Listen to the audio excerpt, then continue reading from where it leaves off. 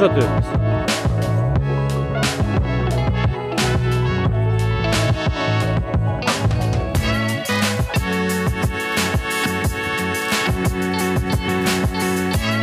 Ахиллестин балдары. Соңыраак балдары бул. Көрүп алыңыздар. Bir баласы суырылып келди. Ар бир короодон мындай кооз бар. Кол коозу.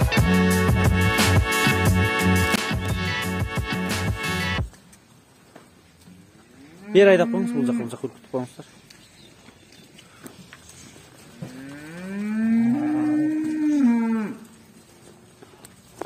Канча элита чыкты сизден? 12 элита. 45 койдон 12 элита. Гигант кочкорлор.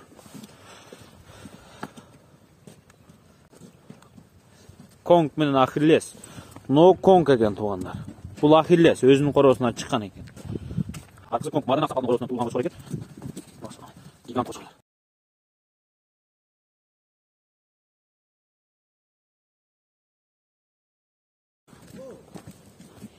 Токтоң ушундай, токтой бериңиз.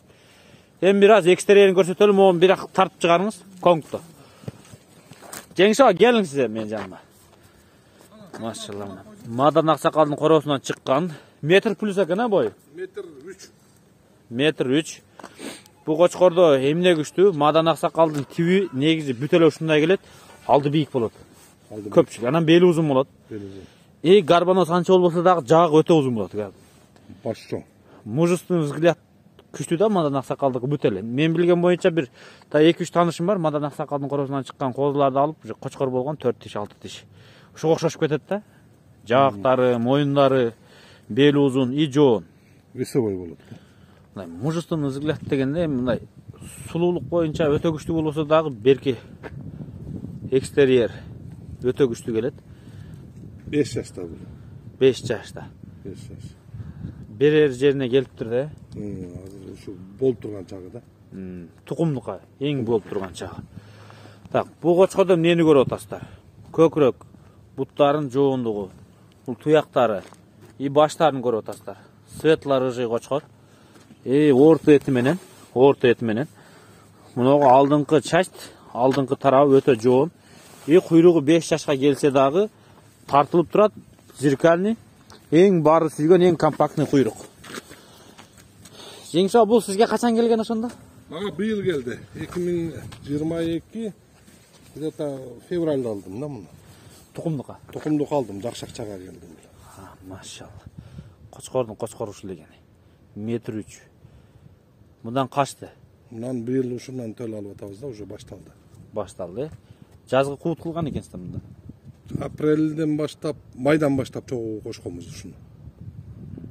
Ахиллести кийинчерээк коштук да. Машалла. Разрез менен. Толук разрез бар. Бул 5 жашка келгенде куйругу ушундай болсо, бул 1 жаш, 2 жашында өтө күчтүү болгон экен, куйруктар. Өтө стоячий күчтүү экен. Мадан аксакалдын ушу алдыңкы төш, алдыңкы тарабы бийик болгон жагат да мага. Жоон бул. Мо кабыргасы курсактуу деп коет го бизде. Так, эми Ахиллести көрсөтөлү. Бул өзүңүздүн производствоңуз. Бул өзүбүздүн короодон чыккан, өзүбүздүн короодон туулган. Келиңиз, бери өткөрүңүз. Ахиллес канча жашта? 2,5 жашка. 4 тиште. 4 тиш. Кийинирээк 6 тиш жарат. Жарат. Абсолют болот. Эң күчтүү мезгилине келет экен да? Абсолютка жетип. Бираз толуп баштады. Так, бул кочкордун бою канча? Бул 1,5 деп балдар өлчөп атат, азырда өлчөйбүз. 1,5? Так, бул 1,3 бар да, ама жүн чыгарып ийсең 2 см ошо 1,3 бар. Чистата өтө күчтүү экен. Энелерин билесизби мунун? Кандай тукумдардан болчу энелери? Энеси эмедеги Маркстагы Мурат деген бар. Карла Маркстагыбы? Жана Волчок чыккан. Ошодон келген. Волчок чыккан ошо короодон. Точно. Ал Мурат байкени угушубуз боюнча мурун Тимур байкеден көп ташыган экен, Ошондой. Тимуровский линия дейт аныкы. Тимуровский да. Чистатасы күчтүү экен. Могу жүн караңыздар.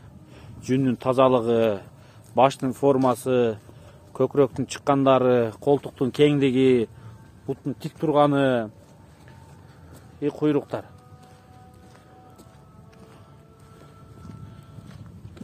kuyruktun figurasının тазалыгы, түздүгү көрүп атасыздарбы? Абсолют 2,5 жаштагы кочкор. Бул дагы өзүнүн короосунан чыгыптыр. Атасы дагы сизден туулган дедиңиз? Атасы да менден туулган. Атасы сатылып кеткен.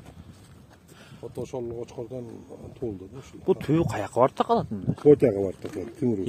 Мунун атасы Ботянын баласы дедиңиз, э? Ботя деле Тимур байкенин короосунан чыккан. Машалла. Бош коюп жүргөндө көрөсүздөр. Баш ачык. Шарпей, грузин. Бүт ушундай тип да. Шарпей менен грузиндин башы да ушундай. И өңдөрү тип да ушундай. Машалла. Ботянын баласы сизден туулганбы? Менен туулган. Кой сатып алган белеңиз? Ошол Мураттан 10 баш матка сатып алгам. Кой, ошондо келип туулган биздин короодо. Бул таза сиздин производствоңуз экен. Машалла. Турат. Буттарын талт айтпай түз кармаш керек. Кой негиден көтөрүпчү негизи. Примерно кой 90 үстү уруйун кандай болду?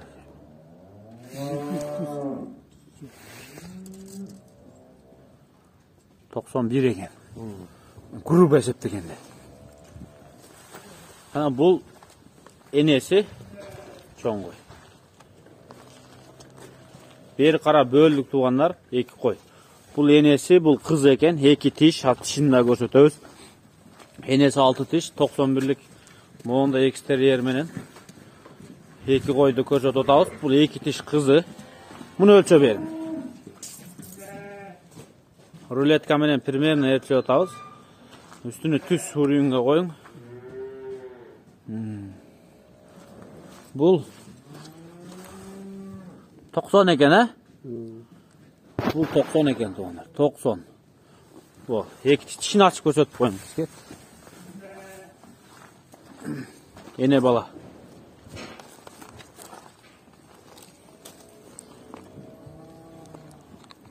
Экичи. Болду, көрүндү. Экичи. Куюп койгондой окшош го, эне балалар. Тиги койлордун ичинен көрүнбөптүр. Тектүүдөн тектүү туулат дейт го. Эне бала 91-90. Бул 93-94гө чейин барып калат окшойт. Барат атасы. Жакшылап караса. Энесине чоң болот экен да бул. Танктын кызы да. Ба, танктын кызы. Танктын кызы. Танк жүргөндө мындан 2 жыл. Сиз мурдагы жылы саткан экенсиз танкты, э? Ошондо мурдагы жылы коюлган, былтыр туулган бул. Бул 1,5 жаштык экен да, полторашка экен. Эне бала.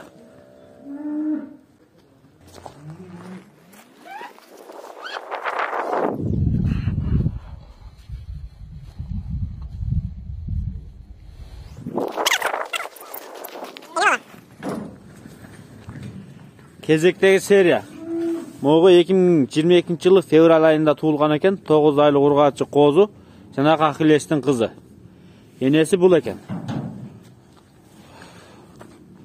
Бул козу дагы. А мына энеси 85лик, примерно 85-тин төбөрөгүндөгү кой экен. Бул капкара кой.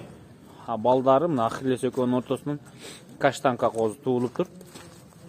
Параметр менен жагы узун, кулак узун, и бел буттары өтө узун.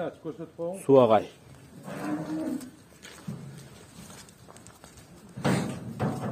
Март-апрелде тиш жарат экен, э? Бөлүсө. Вот куйрук. Мына куйрук. И бел, красота. Коз тиш. Боюну көрсөтсү мына. Мына койдон туулуптур. Энеси деле жаш окшойт, э? 4. Биринчи баласы. Энесинин курсагында экинчиси экен. Могу биринчи баласы Ахиллестен туулуптур. Мунун дагы биринчи баласы бул. Ахиллестин дагы биринчи баласы экен. Бурунду түз коюп коюңуз. 85 экен. 85. Козу 85. Каш туруңуздар. Аны өлчөштүн кереги жок. Maşallah. Ene bala. Boyu birdi. Kuup jetiptir. Kulakları akma kulak.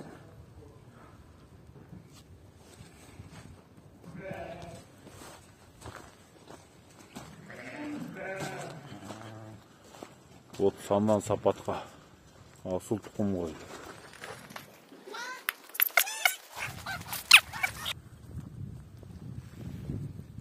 Ахиллестин балдары. Çoңыраак балдары буйруса. Бизге көрүп алыңыздар мына. Бир баласы өзү суурулуп келди.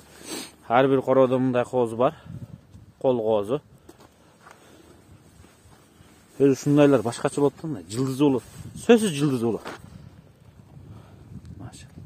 Азыр бул жерде 5 баласы туулгандар. Эртерээк туулган 5 баласы майдын аягында туулган дагы кичирээк балдары бар экен. Экиге бөлүп көрсөтөбүз, чоң балдары.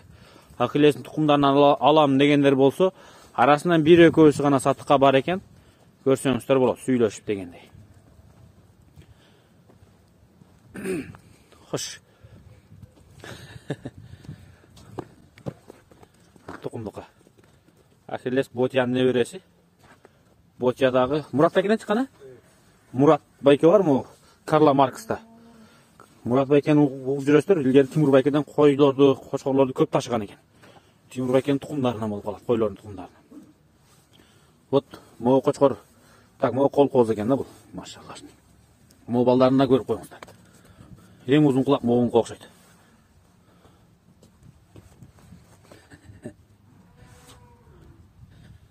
Так, так. Ахиллестин балдары. Асыл тукум кочкорлор. 10 айлыктарда булар. Так 10 айлыктар, 10 айлык, 9-10 айлык коз кочкорлор. Болду, бошото бериңиз. Машалла.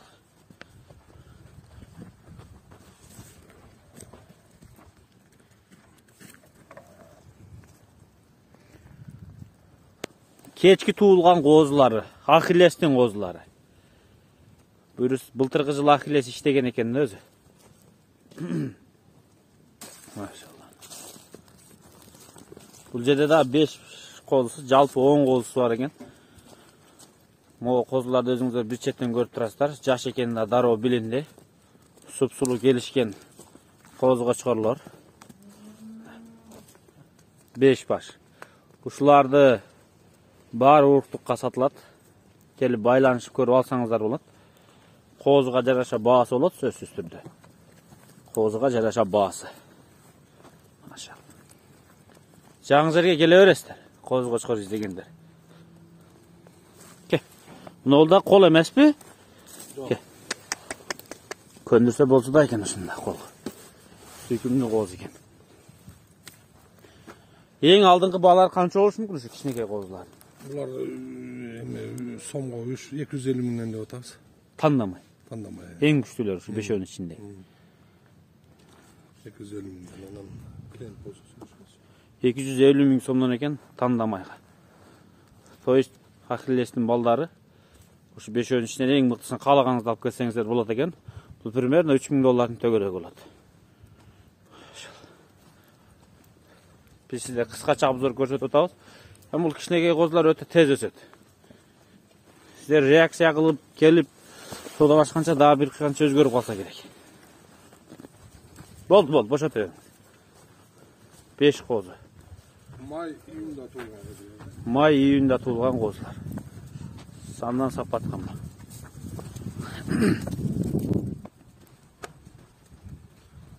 Красавчиктер.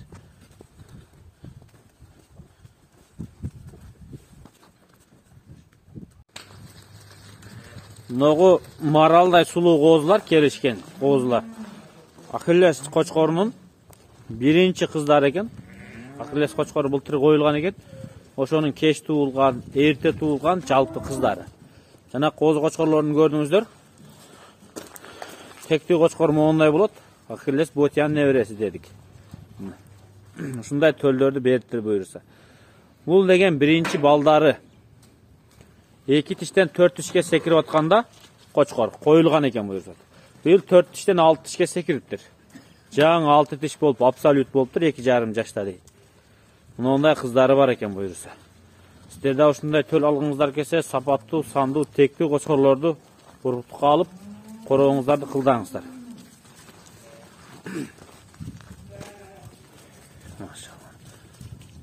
Сизый бар, сарысы бар, карасы бар, каштаны бар. Мына ушундай козулар. Бар 2022 жылкы козулар.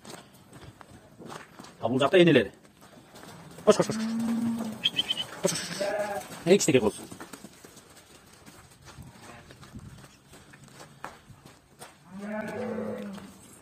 Буйруса булар 2023 жылы күзгө кочкорго коюлат экен. Азыр мен Жеңиш экөөбүздөн бир сурап коеюн. Келиң, сиздин кийинки жылга планыңыз кандай? Кийинки жылга план булар эми августта, сентябрдан кочкор кошулат да, ага чейин өзүнчө бөлөк. Кайсы кочкорду коеюн дейсиз планыңызда? Планда эми азыр ойлоп атабыз, эми кайсы кочкор кайра эле кингти коеюн деп атам, потому что кинг жакшы кочкор. Ушуларга, ушуларга Ахиллес эми атасы болуп атпайбы? Ооба да. Кинг эгер эмесе, ошо кингти кошобуз да. Если башка кочкор келип калса, ошону. Эгер башка кочкор жактырып алып калсаңыз, бирок даярдык кылып атасыз кийинки жылга кочкорго? Издеп атабыз азыр дагы. Ушу канды алмаштырып туруш керек да. Канды алмаштырып туруш. Сандан сапатка Ахиллестин кыздары. Буйруса баарыңыздарга ушундай козулар насип кылсын, туугандар.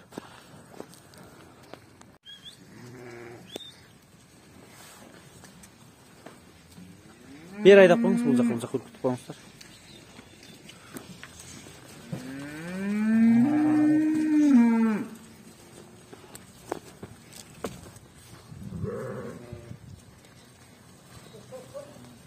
Машалла.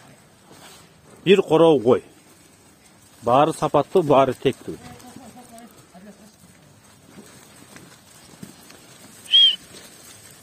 Нар жак тоспоң, нар жак.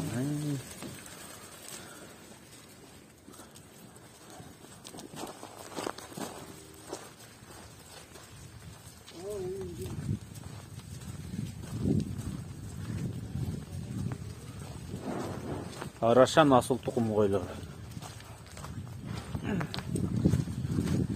Келиңем, Жеңиш экөөбүз жыйынтыктоочу сөздү кылалы.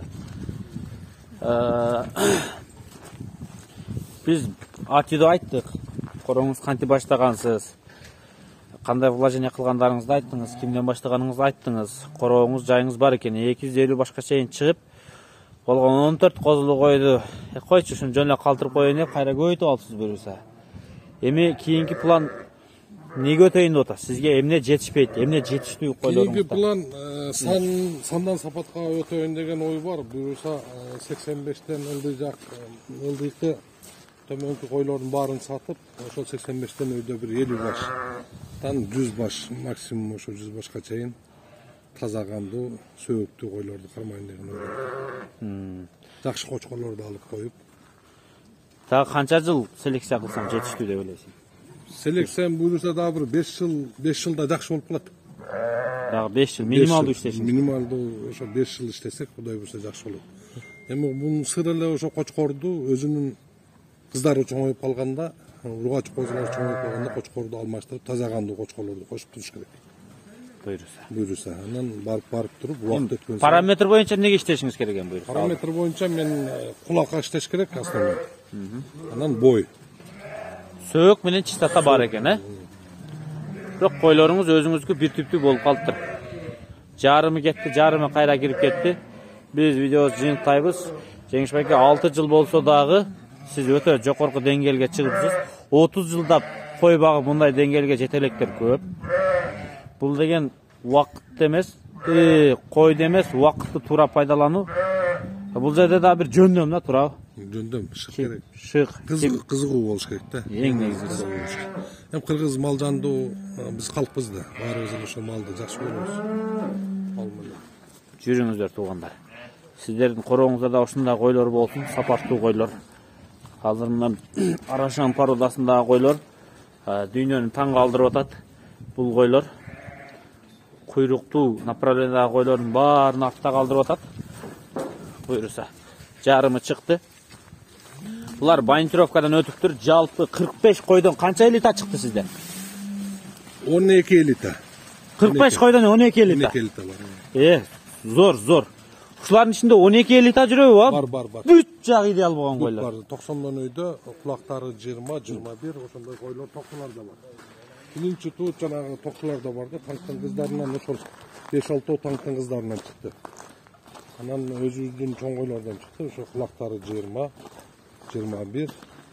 Бул койлору 90 өйдө көбү. элита деген бардык параметр идеалдуу деген нерсе да бул. Элита чыгарыш өтө кыйын. Элита бул оңой эмес туугандар. Бардыгы элита дей берет. Анан биринчи класс жок, биринчи класс. Классынан биринчи класспы? Основной биринчи класс. Кулактары жетпей калгандары бар да, 19-18. Машалла. Биз эми бүгүнкү чыгарылышты жыйынтыктайбыз. Барыңыздарга ушундай короолор насип кылсын. Кой көбөйсүн, кой кармаган. Бул сүннөт биринчи кезекте. Экинчи жагы жеңил. Сиз буйда кармапсыз, жылкыда кармапсыз. Эми койго басым жасап кетипсиз, Кой таза болот.